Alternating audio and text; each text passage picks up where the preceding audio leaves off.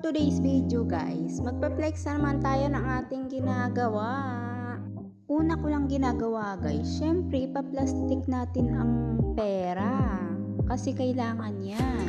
So ayun nga guys, syempre susurprise natin si mama sa kanyang 50 birthday. Plastic lang hanggang sa matapos yung 1,000 pesos na tig-50.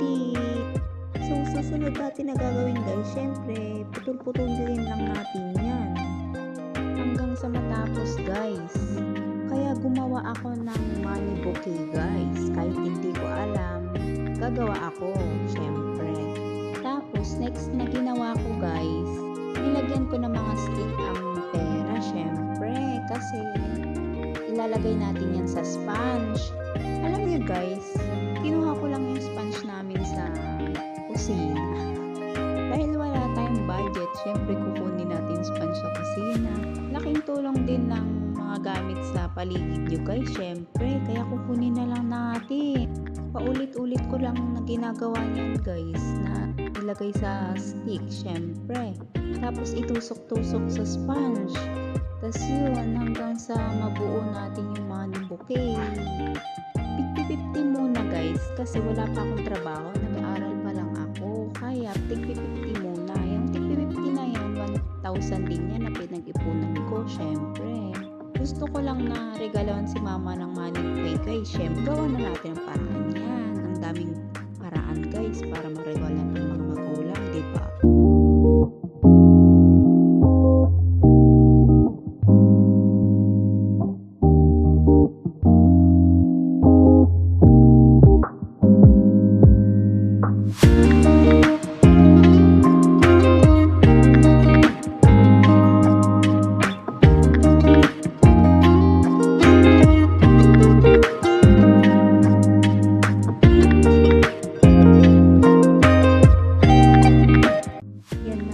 Binalot-balot ko na yung gagawin natin money bouquet.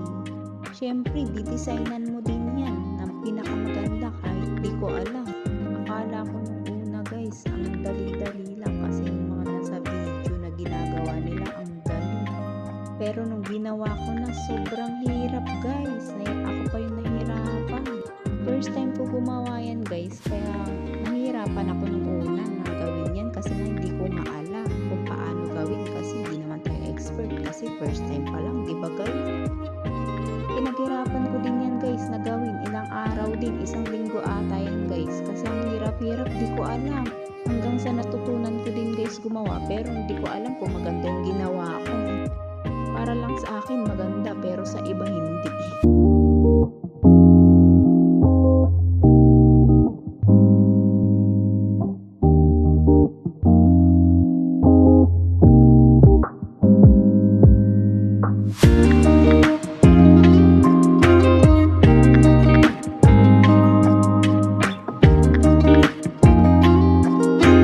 Ito na yung result guys.